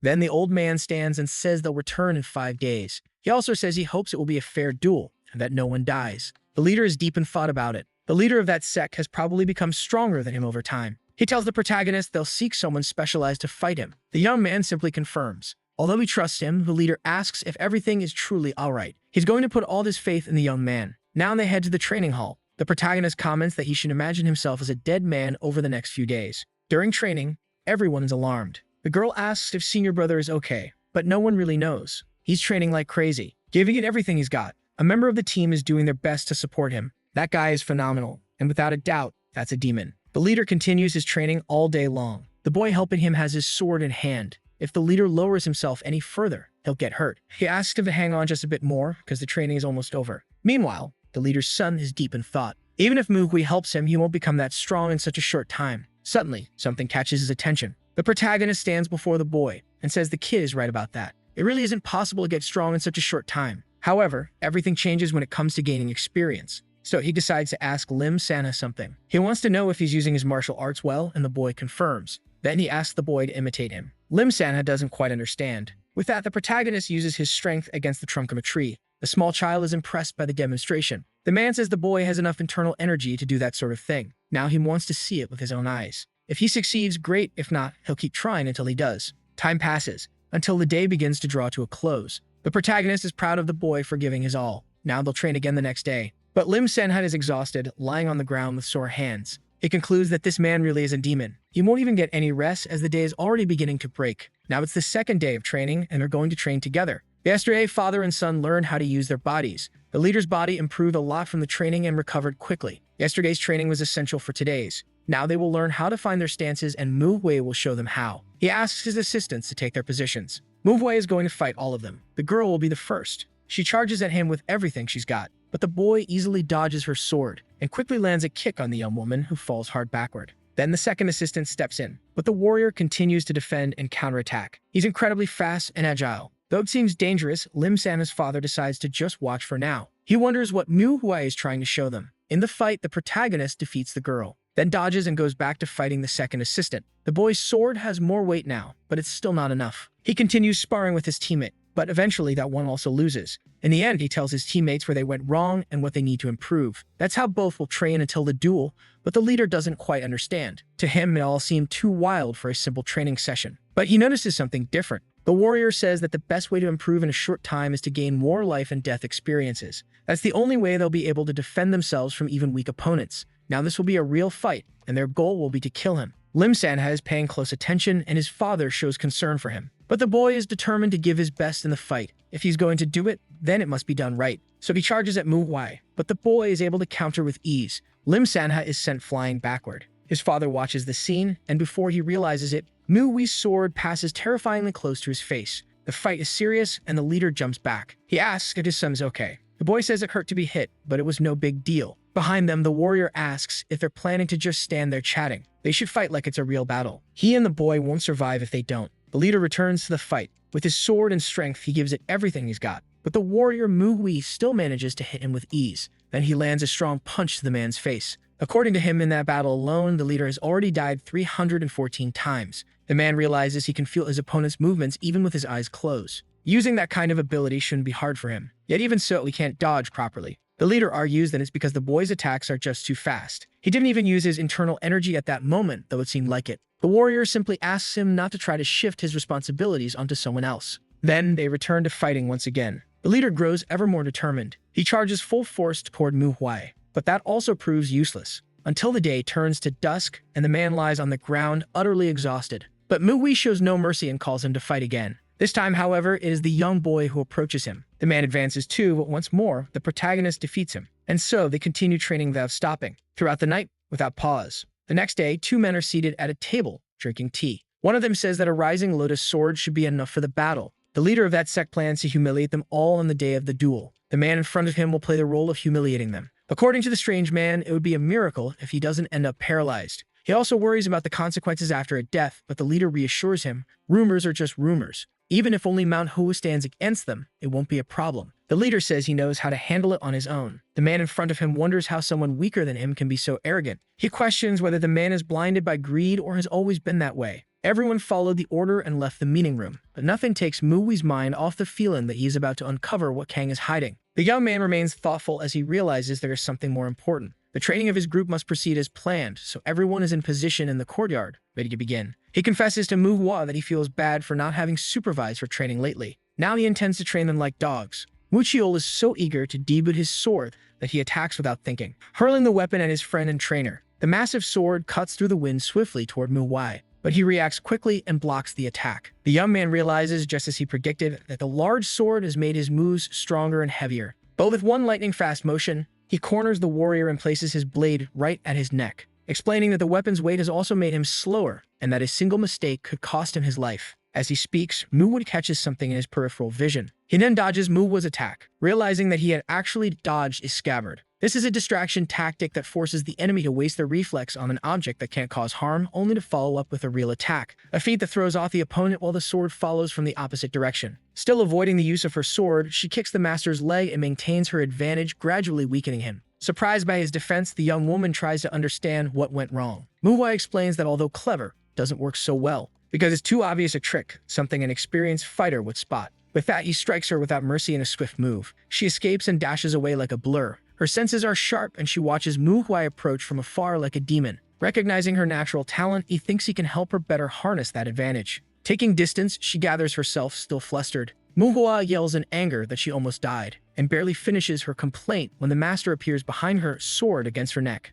emphasizing that if she wants to face her enemies, she truly needs to calm down. The girl admits that would take years, and they move on to the next lesson. Mu Jin steps up to face the challenge. Though very young, he manages to control his temper and act. However, the senior disciple notes that even though he's better in duels, the boy has a weakness. Mu Huai launches a side attack. The boy dodges with all his might and repositions himself for a swift counter. He strikes, sending his sword toward the master without hesitation. But Mu Huai evades effortlessly and notices the boy isn't as fast as he should be. Even so, the youth doesn't give up and tries to attack from behind as the senior disciple turns his back. However, a staff gently hits his back and he realizes it's not a sword. Indignant, he demands to know why the boy isn't using all of his abilities and is more worried about his well-being than attacking. Firmly gripping the fighting staff with one hand, Mu Hui uses the other to strike Jumin with a violent blow directly to the chest. causing such intense pain that he loses his breath and almost vomits. His friends watch anxiously because they know how much that must have hurt. Jumin falls to the ground from the impact of the blow, and Mu-hui concludes that he is more afraid of hurting others than of dying, and that is his weakness.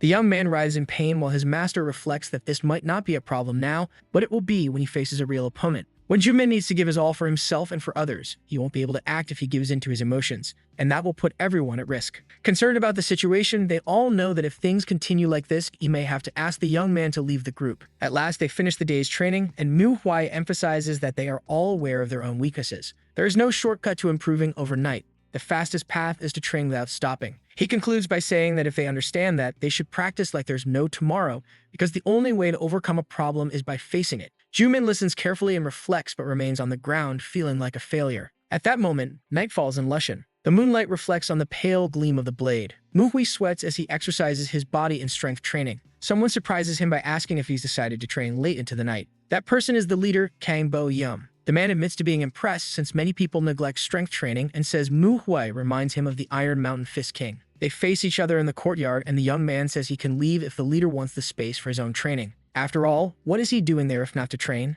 Getting straight to the point, the man says he actually needs a favor, and politely asks the senior disciple to kill him immediately. With an apathetic and unsurprised expression, the young man stares at him. Without hesitation, he raises his sword toward the man and says killing him won't be a problem, but Kang asks him to wait. Mu-hui doesn't understand, since he was just about to fulfill the man's request, who seems shocked that he didn't even ask for a reason. But that makes things more exciting, since what he actually wants to propose is a duel. Calmly, the young man agrees without objection and thinks that maybe now he'll be able to discover what the man is hiding. However, the leader sets a condition. You must fight as if he intends to kill. Reflecting on this, Mu-hui seems to make a discovery. He observes the leader's hand and sword with caution. Kang finishes his reasoning by saying there's no point in training if it's not for real, and that he too will fight as if he intends to kill the disciple. The battle begins with Kang moving at high speed. With a massive leap, he flies toward Mu-hui, using all his precision tactics. His sword dances through the air as the young man blocks. Instead of striking immediately, he grips the hilt with both hands and kneels down to dodge the second blow, which barely grazes his hair. He then rises and brandishes his steel blade, aiming directly at the leader. His movements are cold and swift. Their weapons clash midair as they block each other's strikes. Mu-hui clenches his fist and gains momentum, punching Kang hard in the solar plexus. Out of breath, he gasps and drools as he feels the blow. But the boy shows no concern and raises his other arm with the sword, preparing another strike. Kang is almost hit directly by the blade, but dodges to the side. Regaining position, he lashes out at the boy, who blocks the attack by swinging his sword behind him without even looking. The pace of the fight remains intense between them. They both take a brief distance and stare at each other. Kang doesn't back down and attempts another charge, again from the side. Mu-hui moves quickly forward. As Kang opens his guard, he allows his opponent to approach undefended, and is struck in the face. Even as he loses, he is impressed by the young man's cunning. Recognizing that the disciple used all his perception and calculated the move perfectly. Pausing the fight, the leader asks how he noticed the pattern. Mu-hui explains that he realized Kang puts a lot of strength into his strikes, but barely uses stabbing techniques. He also discovered that Kang was hiding the fact that he's not used to fighting with his left hand, and took advantage of that gap. The leader agrees with the observation and admits he's still learning to fight with the only arm he has left. To the disciple, the changes seem natural, and he acknowledges that it remains an impressive feat how the leader is overcoming his difficulties. Analyzing the techniques as a whole, he simply points out that the excessive force in the sword throws off the balance of the movements. The young man advises that to correct this, the leader should focus more on practicing precision and piercing techniques. Kang now seems to better understand what he needs to do. As they talk, Mu-hui also reveals that he noticed the leader didn't want to show him everything he was capable of. Surprised, the man admits that's true, but that the boy also didn't use even half of his power. Obviously, he admits that if he had used all of his strength, Kang would have been seriously injured. The leader agrees it was better that way. They continue talking as the day breaks, and the first rays of sunlight light up the field. Tired, Kang thanks the disciple and heads to his quarters. As he walks, Mu-hui reflects that testing his combat skills wasn't the only reason behind that duel. His real objective was to evaluate something. In the end, he actually wanted to test the young man and see if he would be capable of facing the assassin. Even so, if the Zhongnan sect is handling it, there's no reason to be so anxious. Reflecting, the young man concludes that this can only mean Kang knows who the assassin is and understands his power completely, and he probably met him a long time ago. The old monster with many faces. Mu-hui recalls that this madman was the one who gave rise to the legend of the demon assassin. Skilled in disguise, few people ever saw his true face. He used to kill leaders of small sects and take their places and identities. Infiltrating the clans, he would also spark bloody conflicts among them. Beyond sowing discord, the monster destroyed the lives of those around him, causing suffering simply for amusement. Revisiting his memories, the disciple recalls the moment he faced the monster when he had disguised himself as Hyunjo. Even though he managed to injure him, it wasn't enough. The monster escaped and remained hidden for a long time. There are rumors that he has returned, but there are also doubts, since the recent killings seem different. The disciple keeps gazing at the horizon, deep in thought. Whether it's just an assassin or truly the demon remains a mystery. What's certain is that the leader of the Radiant Light sect seems to know something important that he chose not to reveal. Otherwise, he wouldn't be this anxious. Trying to connect the dots, Manhwa believes it would be impossible for the monster to have lived this long, so it's likely the assassin is one of his disciples. Even more mysterious than the identity of this figure is the extent of his power. Restless, the young man senses that he needs to get closer and thinks the easiest way is to meet the person tasked with finding him. Absorbed in his thoughts, Manhwa concludes that as long as it isn't an elder, he's confident he can defeat the assassin. In the end, he realizes it would be much better if the Xiongnan sect could handle this without requiring his intervention. That afternoon, the disciples of Xiongnan continue their pursuit. One of them observes sword marks on the ground. Their leader believes that's proof enough they're getting closer to the assassin and orders them not to lower their guard. The group marches forward fearlessly, bracing for the worst. The presence of the assassin can be sensed by the squad leader. Someone watches them from the top of a rooftop. It's Manhwa, who has put his plan into action. He can barely believe there are only 3 of them, and one older man. From experience alone, he already knows he's in trouble. First-generation disciples have priority in the hierarchy. Among them, only one is meant to become the leader of the clan or sect as the core force of the organization. The young Hyunjo, called the Holy Swordsman, is Manhwa sect's favorite. The Xiongnan sect is one of the most renowned in Shaanxi and surely has its own favorite among the young disciples. But who is this great disciple whose fame spreads even though no one knows their name? A young woman smiles as she celebrates finding a martial artist. She introduces herself as Ilmu of the Xiongnan sect. The others in the trio also introduce themselves as Il-sun and Il-hun. Formally and respectfully, Manhwa offers a bow. With humility, he acknowledges that it's an honor to be in their presence,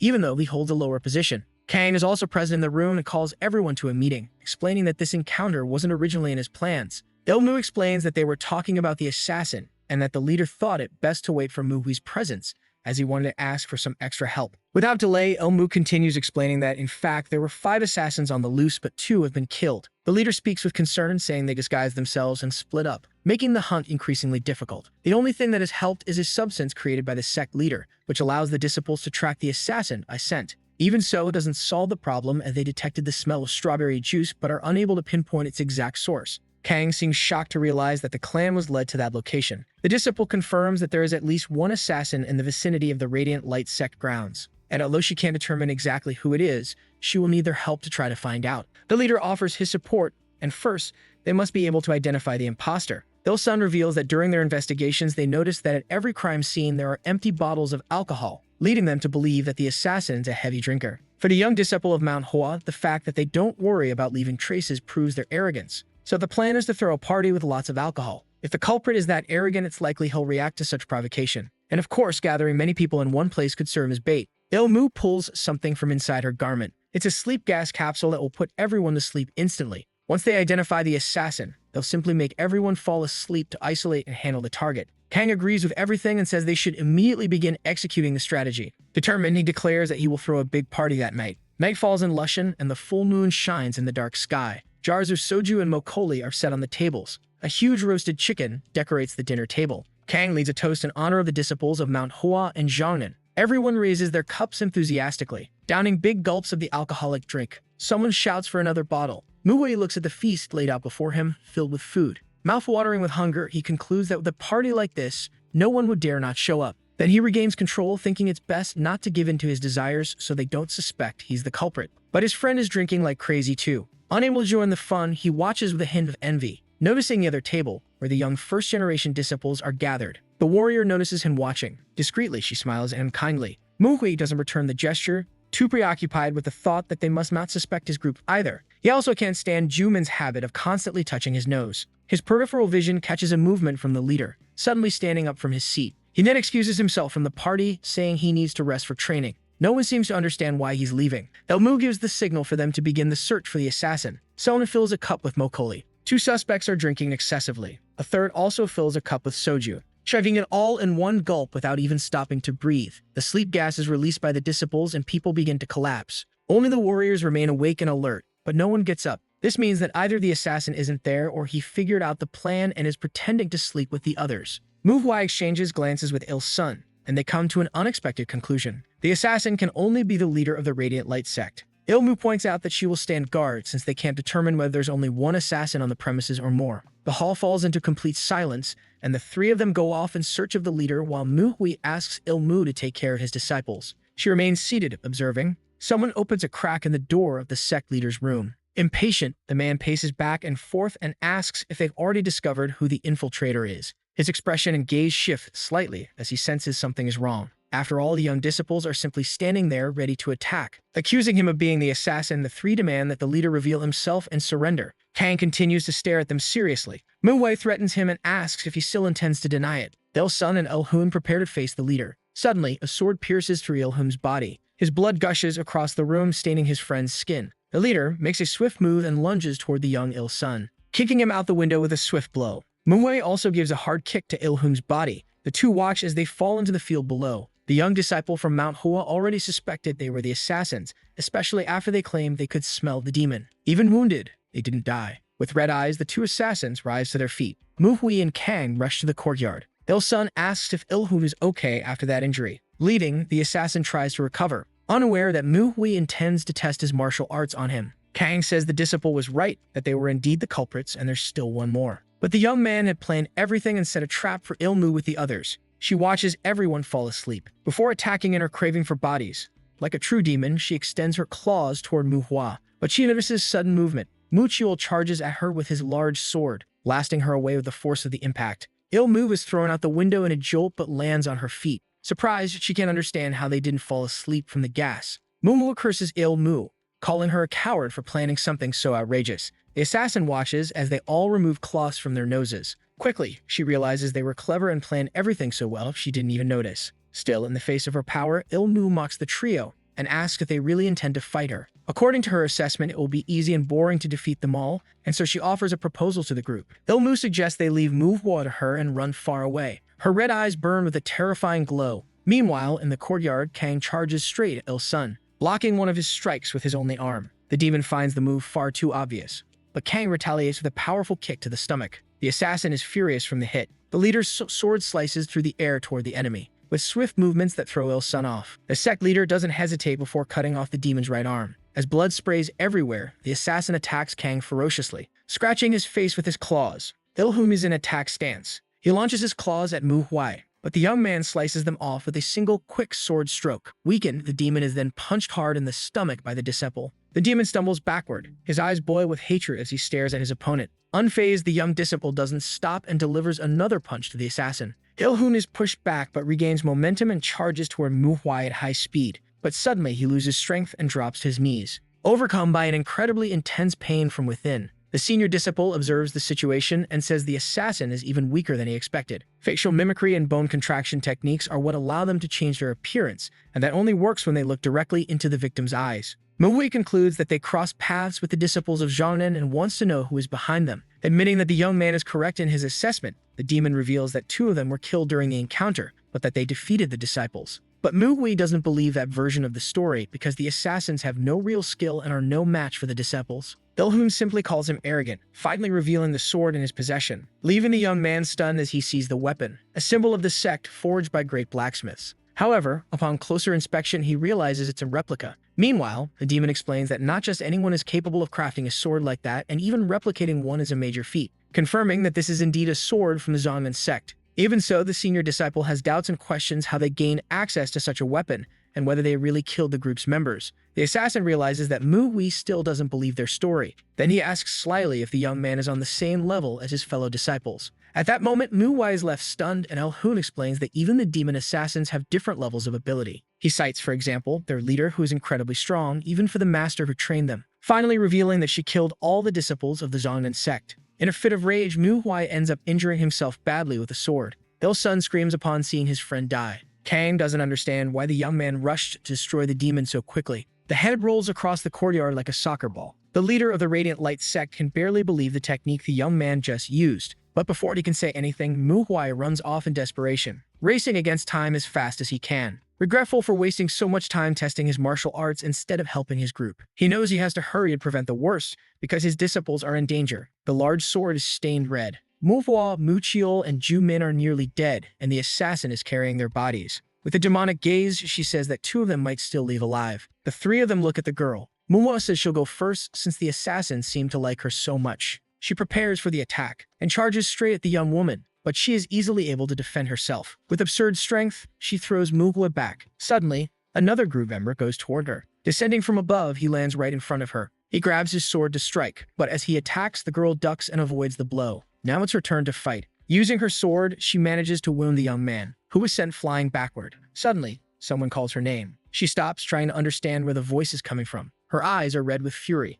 The person who called her starts to panic, already full of regret. Her rival is thirsting for a real fight. The one who called her doesn't know what to do. Then we see an old memory. Someone lies on the ground being brutally attacked by a masked figure. That stranger had no chance of survival, and the masked figure is delighted with what he's done. Under a table, we see a girl trying not to make a sound. Her eyes are filled with tears. Back in the present, a girl takes a punch to the face and is thrown far away, crashing hard into the ground. The demonic girl watches her, slightly confused. The two exchange frightened glances.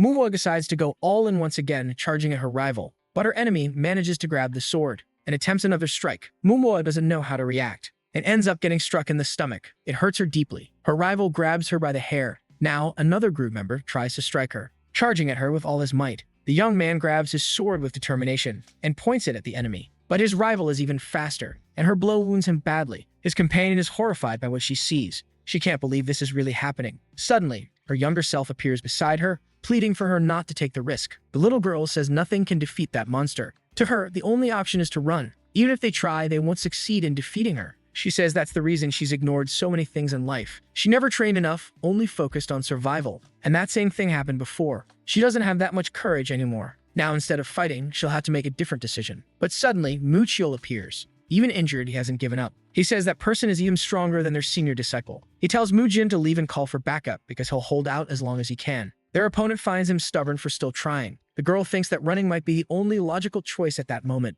and she wants to flee, but something feels wrong. She doesn't understand how everyone is still fighting even after losing so much. Then she returns to the repetitive thoughts from training. She doesn't think she's good enough. Muchiel's proposal made her feel relief, not anger. She can't understand why she's still hesitating. She remembers her training with the protagonist. According to him, Mujin has a tendency to self-sabotage. He talked about how she buried her fears in the past and can't deal with them today, and he asked her to remember the first time she ever held a sword. So the young woman begins to try to recall it, and returns to her past memory. She's under the table again, hiding, watching her family member being harmed, while the creature committing the act smiles with satisfaction. She remembers being completely alone in that terrifying place. There was nothing anyone could do during the attack except hide. Resistance was completely useless. The little girl watched as her family was destroyed, and even so, she was afraid and thought that was pathetic. To fight with more courage, she needed to learn martial arts. So she trained, and as she did, two of her fears faded away. Now she had become a new person. She had truly overcome herself. But she still hesitates because she feels she hasn't trained enough. That's why Mujin doesn't have the courage. She can't understand how everyone around her keeps fighting without hesitation. And she doesn't understand why she felt relief at the chance to walk away. She doesn't feel any different from when she was a child. She feels like she hasn't overcome anything, and that she's still acting like a coward. Apparently, her training was for nothing. She realizes that all she ever did was try to escape her cowardice. To her, that kind of resistance is pathetic. And yet, her team kept fighting against injustice. Even injured, they never gave up, and that's why she tried to be like them. In the battle, she rises with determination. Now she decides she won't run anymore. Her rival watches her, surprised, and as she lifts her head, she sees the warrior charging toward her with full force. She finds it curious that she didn't flee, but of course it's still irritating. Unfortunately, that monster manages to defend herself and strikes the girl with full force. She's left completely battered as she's thrown backward. Later, that demonic woman is stacking the team's bodies until she notices movement behind her. She turns around and sees the protagonist kneeling beside one of the bodies. He's apologizing for arriving too late and begs them to hold on just a little longer. The young man intends to end this as quickly as possible. The woman looks at him with curiosity. She finds him very amusing. It's rare to see men as brave as him. She says she doesn't usually like men much though, but she doesn't mind facing someone as bold and courageous as he is. She's hoping he won't disappoint her. The warrior thinks he must not underestimate her. He should just finish her as quickly as he can. He intends to focus solely on his attacks,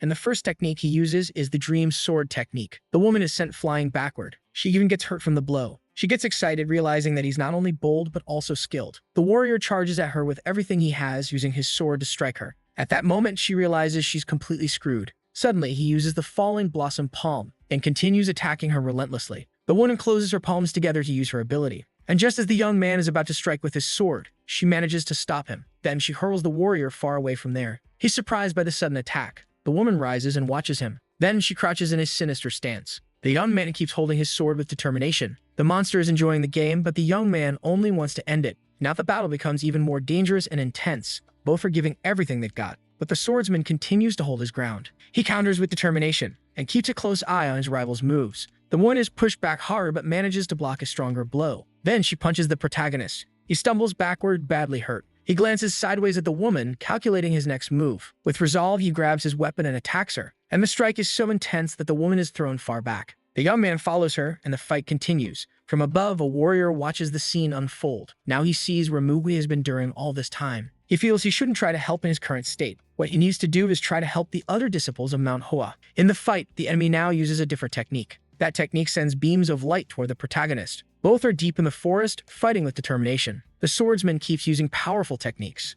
and with his sword, he continues striking the woman. The atmosphere is tense, with energy flying everywhere. The warrior runs straight toward his rival. The woman is impressed by how easily he destroyed her technique. Suddenly, she becomes afraid. The environment around them begins to shift, and red smoke starts to rise around her. It's a new ability being unleashed. The atmosphere begins to consume the whole area, and the woman tries to escape. Even though she's injured, she thinks the whole thing is really cool, and decides to counterattack with her own technique, which is quite powerful. As a result, the young swordsman is thrown back with great force, but he uses that momentum to launch himself forward, and then counterattacks with his sword. The woman dodges the blow, smiling. Mugwe can't wait to finish this. That strike was enough to tear off one of her limbs. He kicks the injured woman, and she is hurled backward. There, she realizes she has a big problem, and says she won't be able to find it fun if he keeps acting that way. But of course, the protagonist doesn't waste time. He charges at her with everything he's got, and attacks once again. The woman lies on the ground. The swordsman watches her closely, but incredibly, she stands back up. She looks behind her, anticipating the incoming strike, and uses her power to hit him just the same. It nearly cost him a limb. That scared him a little. He knows he needs to stay more alert. To the woman, her energy is greater than his, and that's what will make her win. Pain might keep him from doing much, and she finds that amusing. The protagonist realizes he has to end this once and for all, so he decides to unleash his final attack. The woman is stunned by what he just did. His sword is pierced right through her body. The demonic woman is thrown violently backward. Even so, she tries hard to brace herself and not be flung too far. Injured, she stays on the ground, trying to understand what just happened. By now, all her strawberry juice is spilled across the floor. On her knees, she realizes the sword sealed her fate. She examines her wounds, finding it all strange and terrifying. She can't understand how she ended up like this. She only wanted to have fun. The protagonist checks his arm to see if he's injured. Even now, the woman finds all of it somewhat amusing. She starts to accept that she lost the fight. The warrior asks if there are other monsters like her out there, but there aren't any left. They're all dead. Apparently, they'll still face trouble from people like that. The woman comments that the assassins won't stop even if the disciples of the 100-faced monster were eliminated. The swordsman asks if that man is really dead. What she knows is that he never appeared in public again, so he must be dead. In truth, he's in isolation, becoming as strong as he can. The warrior grabs the sword embedded in the woman and twists it to cause even more pain. The demon screams in despair, and the protagonist demands that she tell him everything she knows. He wants to know exactly who that 100-faced monster it is. The woman says there's nothing to say because her master is in an undisclosed location. She swears she's telling him the truth, but either way, she has no reason to be honest. Wanting to end it quickly, the young man uses the sword to hurt her even more. Since she enjoys pain, she even smiles. And with that, she's completely defeated. Then night falls, and soon dawn breaks. One of the disciples begins to wake up. She rises, startled. Her entire body aches terribly from the fight. Beside her, the protagonist tells her to be careful not to hurt herself further. She looks at her senior attentively. She asks what happened to the assassins from the night before. Their swordsman tells her not to worry. He's already taken care of them all. Everyone in the group is okay, and he tells the girl to drink something to recover. She drinks it calmly. Then her senior apologizes. He says he didn't expect their rival to be that strong. His companion might not have survived that. He didn't expect everyone to sacrifice themselves like that and considers it foolish. But as their senior, it's his responsibility, and when he returns to Manhwa, he will step down from his position. He has already informed everyone of his decision. Muchiel said she was the only one who stepped up against the assassins. Since it's already late, he doesn't want to hear all the details. In her memories, we return to the scene where she charged at her rival, and her enemy counterattacked, striking her hard. It hurt her a lot. Her sword fell to the ground. The whole time her friend had been watching. Suddenly, he got up. Surprising the enemy? The protagonist listens to every detail of that story. Mujin thinks it all sounds like a joke, but to the swordsman, none of it matters anymore. But the young woman disagrees. Sometimes the difference between a small action and a real decision is what truly changes something. To him, she's like this because she just fought someone incredibly strong. Though sooner or later, it may happen again. What she needs to do is stop dwelling so much on the past. Now the conversation has gone on long enough. Her senior calls her, and she asks where they're going. The warrior says they're both going to train. but she says she's still too hurt to do that. But to Manhwa, this is the perfect moment. Suddenly, she finds herself in a warm, soothing lake. Her companions are there too, talking about how nice it is to take that time for themselves. Manhwa is also enjoying the moment and relaxing. They are sure she's having a great time. So the video ends here. If you don't want to miss the next part, activate the notification bell, and see you next time on Tob's channel.